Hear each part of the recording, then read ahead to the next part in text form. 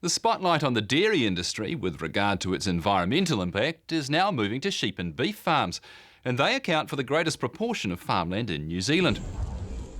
Erica van Rienen is the Environment Extension Manager for Beef and Lamb New Zealand. It's a newly created role to help sheep and beef farmers implement best environmental practice. Erica's been working with Rick Burke at Pukekauri Farms. Traditionally, dairy farmers have been the ones copping the public pressure around environmental management, but the reality is we've got cattle as well. There is a little bit of a contribution there, and there's also a challenge in terms of water quality, in particular from sediment and phosphorus, and the majority of that comes from dry stock farms. So it's a whole sector problem and opportunity. We've got pressure, I guess, from government and from public and from our markets, but really this is about getting on to a long-term sustainable business for the sheep and beef industry. We want to still be farming here in 100 years' time, and if we're not looking after our resource, we won't be able to do that.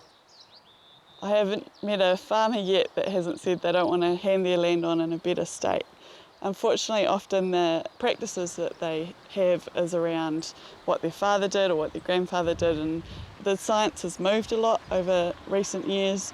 We have a greater understanding of how to better manage these aspects, and also farm systems have changed a lot in recent times. So we have to move with the times, and this is just part of that.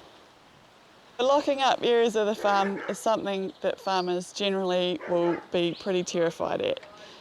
If you're someone like Rick, he's actually had an objective look at his property and worked out what the relative productivity and profitability from different areas of his farm was, and then realised that a lot of those areas that could potentially be locked up weren't actually making him any money, and in fact were costing him money.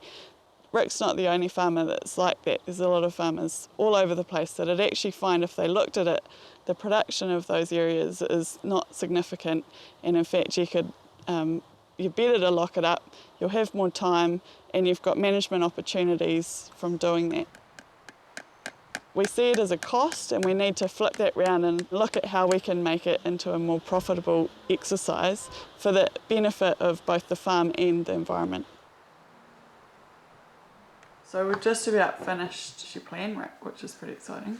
Yeah, no, it's great. When you start, you think it'll take forever, but if you just work through it in priority areas, and you soon get through it. And it's entirely voluntary in terms of interacting with beef and lamb and getting the support. We've got a great tool called the Beef and Lamb New Zealand Land and Environment Planning Toolkit. There's 3 levels. It starts at level 1, which is very much an introduction to the challenges, and what it does is it offers a risk management assessment process for a farmer to go through. You do it for your own farm, under your own context and in your own system, so you're not being dictated to around what you should and shouldn't be doing. You're making the solution that fits your farm. Different regional councils across the country have a different approach to dealing with landowners and the environmental work that happens on farm. Most councils offer some form of support to farmers, be it a subsidy for fencing, for planting, or for other work that happens, pest control, for example.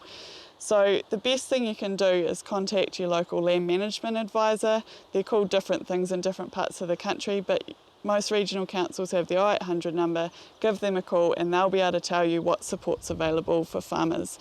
In almost all cases there is support available. We've also got a fact sheet on our website for each area, and that tells you what you can get from your council. this was a wetland that ran right down around the valley into a substantial stream that feeds into the Tamania, the main stream that runs out into the harbour.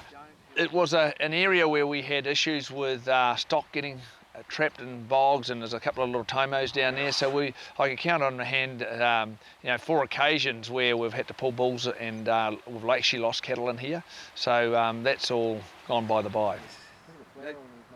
I know, they're just going for it, it's amazing. Yeah. It's definitely got its own microclimate up in here, eh? Yeah.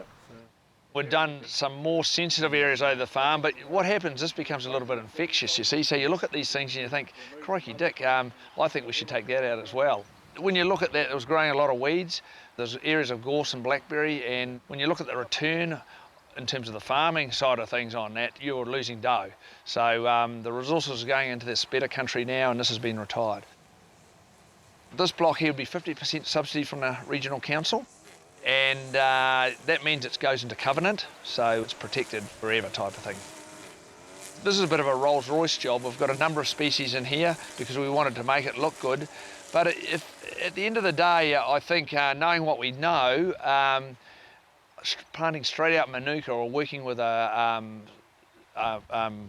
apiarist to extract Manuka honey might be the way to go in the future. The Manuka's cheaper and it closes in very quickly.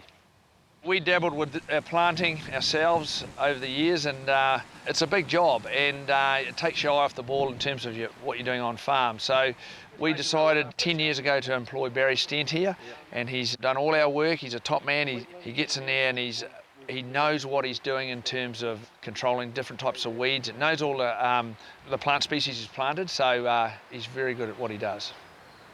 If you look at the residual land that we've taken out and you do an analysis on that, you're actually losing money. So put it in production trees, put it back to its natural state, concentrate on the land where you're going to make money, put the fertiliser on that land, and put some subdivision in place, spend some capital, and you'll get the payback is enormous. For the likes of Rick and Jan, they've made a lot of investment to get to where they've got to today, and they've largely finished the initial plan that they put together, which is fantastic. It's taken time and it's taken commitment. They've seen the value as they've gone in terms of getting that production gain out of their property to keep investing and keep being committed. It helps that they're passionate, and it helps that they want to be seen as leaders, which they are, and as shown by the award through the Balanced Farm Environment Awards. Those sorts of things keep people coming back and doing more year after year. It really is a case of chipping away. It's not go out and do it all in one go and we expect that everything's fixed and off we go. They need to work away at it, low-hanging fruit first, and then as small gains are made, the big gains will come later on.